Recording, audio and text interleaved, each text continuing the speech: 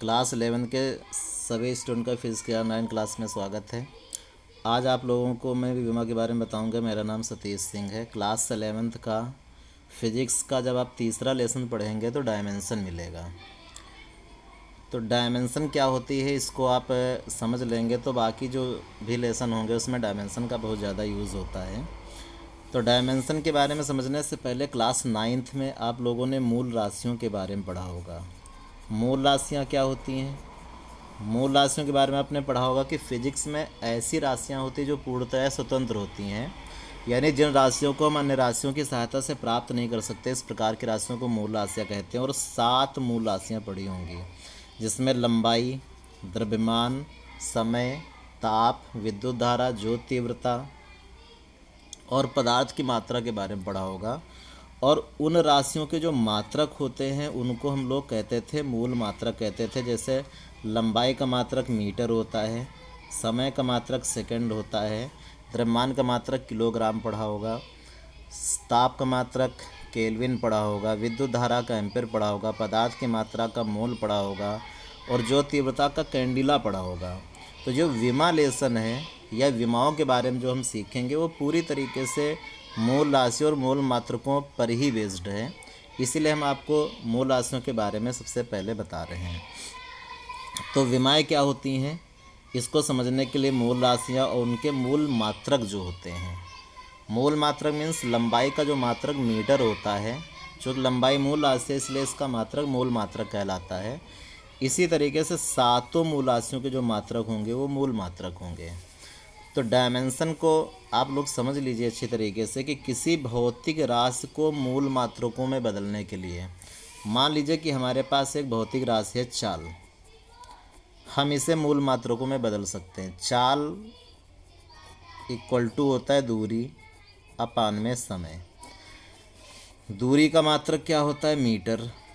समय का मात्रक सेकंड होता है। सेकंड को अगर हम ऊपर लेकर चले जाएं तो मीटर और इनटू में सेकंड इनवर्स आ जाएगा। तो मीटर की जो घात है वो +1 है और सेकंड की घात जो है -1 है। तो ये मूल मात्रक और ये इसके ऊपर घातें हैं, यही विमाएँ, इसी का विमा से संबंध है। तो किसी भौतिक राशि को मूल मात्रकों में बदलने के लिए मूल मात्रकों के ऊपर जो घातें लगाई जाती हैं उन्हें विमा कहते हैं। ये जो घात लगाई जाती हैं ये घातें विमा कहलाती हैं। जैसे मान लीजिए कि त्वरण का फार्मूला होता है त्वरण का फार्मूला होता है वेग परिवर्तन और अपान में समयांतराल। वेग परिवर्तन का जो मात्रक होता है मीटर पर सेकंड होता है, समयांतराल का सेकंड होता है। सेकंड का मल्टीप्लाई हो जाएगा मीटर और अपान में सेकंड स्क्वायर आ जाएगा। सेकंड स्क्वायर को ऊपर लेकर जाएंगे तो मीटर इंटू सेकंड पावर -2 आ जाएगा। तो मीटर पावर +1 है, सेकंड पावर -2 है। मीटर और सेकंड क्या है? ये मूल मात्रक हैं। तो मूल मात्रकों के ऊपर जो घातें लगाई गई हैं यही घातें विमा होती हैं। लेकिन विमा निकालते समय हमें कुछ बातों का ध्यान रखना होगा।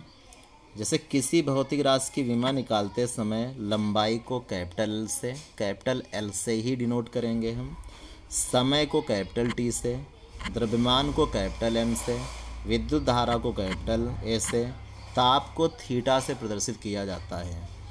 बचा कौन? जो तीव्रता और पदार्थ की मात्रा, इनका विमा निकालते समय कोई उपयोग नहीं होता है। इसलिए यहाँ पर केवल लंबाई को बताया जा रहा है, इसको कैपिटल से, समय को कैपिटल टी से, द्रव्यमान को कैपिटल एम से, विद्युत धारा को कैपिटल ए से और ताप को थीटा से प्रदर्शित किया जाता है। 5 के बारे में बताया जा रहा है। तो अगर इतनी बात समझ में आ गई होगी तो विमा निकालना बहुत आसान है। जैसे किसी भी भौतिक राशि के हम विमा निकालना चाहते हैं, मान लीजिए क्षेत्रफल के हम सबसे पहले निकालना चाहते हैं, तो विमा निकालते समय कुछ बातें हमें ध्यान रखनी है। जैसे कभी भी विमा निकालेंगे तो जो प्रतीक बताया गया, जैसे लंबाई को कैपिटल एल से, तो हमें कैपिटल एल से लिखना पड़ेगा और बड़े ब्रैकेट में लिखना पड़ेगा। कुछ ऐसे नियतांक होते हैं, कुछ ऐसी संख्याएं होती हैं, कुछ ऐसी राशियां होती जिनकी विमाएँ नहीं भी होती हैं। जैसे कोई संख्या अगर है, चाहे 2, 3, 4, 1/2, इनकी विमाएँ नहीं होती हैं। इसी प्रकार से अगर साइन थीटा है, कॉस थीटा है, कोई भी त्रिकोणमितीय अनुपात है, इनकी विमाएँ नहीं होती हैं। कोई भी लॉगरिथम्स है, लॉग में अगर कुछ है इसकी विमा नहीं होती है। एक्सपोनेंशियल सीरीज़ का अगर कुछ भी है इसकी विमा नहीं होती है। संख्या के बारे में बता ही चुके हैं, जैसे 2, 3, 4, 1/2, 1/3। अगर ऐसी संख्याएं किसी फार्मूले में आती हैं तो इनकी विमा हम नहीं लिखेंगे। तो इन बातों को हमें ध्यान में रखना होगा कि कुछ ऐसे कांस्टेंट होते हैं, कुछ ऐसी राशियां होती हैं, जैसे पाई अगर मिलता है हमें, तो पाई की कोई विमा हम नहीं लिखेंगे, ये विमाहीन होती हैं। तो जैसे हम क्षेत्रफल की विमा निकालना चाहते हैं, तो क्षेत्रफल का सबसे पहले किसी भी राशि की विमा अगर निकालना तो सबसे पहले उसका फार्मूला हम लिखेंगे। तो क्षेत्रफल का जो फार्मूला होता है वो लंबाई इंटू चौड़ाई होता है। सबसे सरल फार्मूला ये होता है।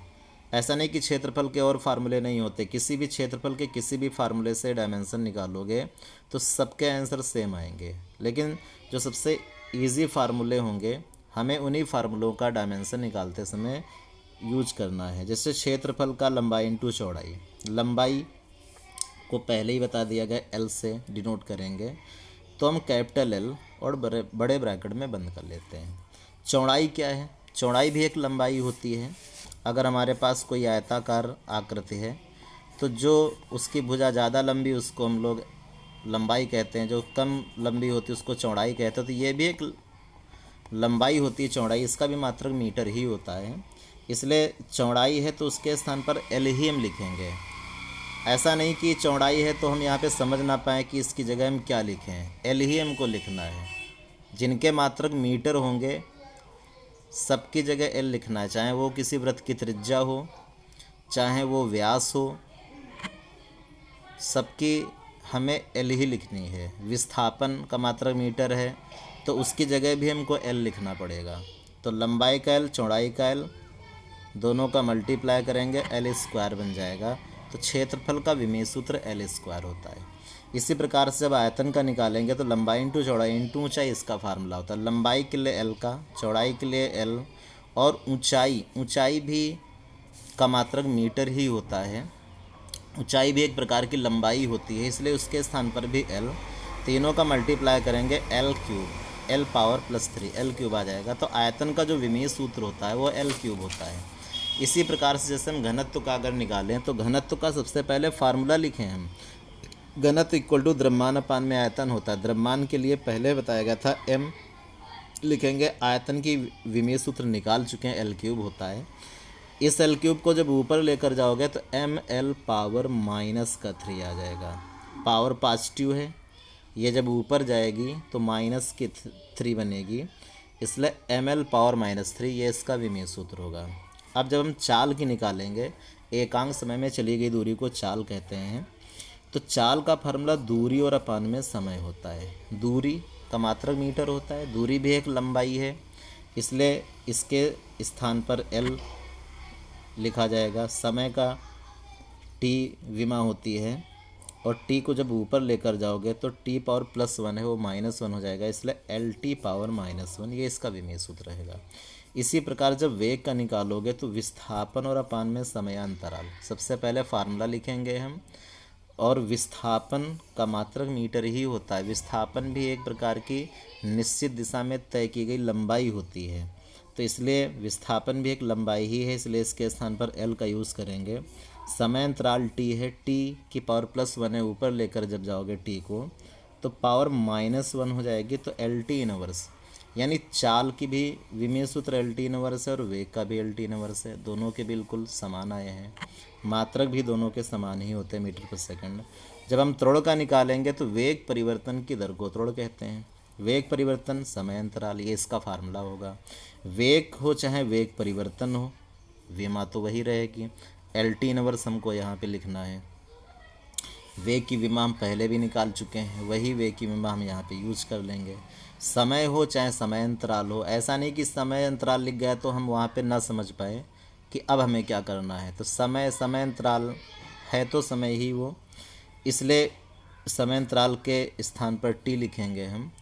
और जब इस टी को ऊपर लेकर जाएंगे तो पहले से -1 है।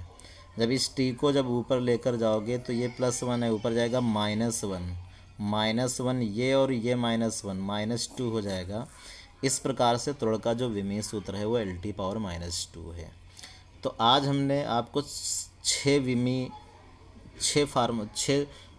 भौतिक राशियों के विमीय सूत्र निकाल के दिखा दिए हैं। बाकी फार्मूलों के जो विमीय सूत्र होते हैं अगले वीडियो में आप देख सकते हैं।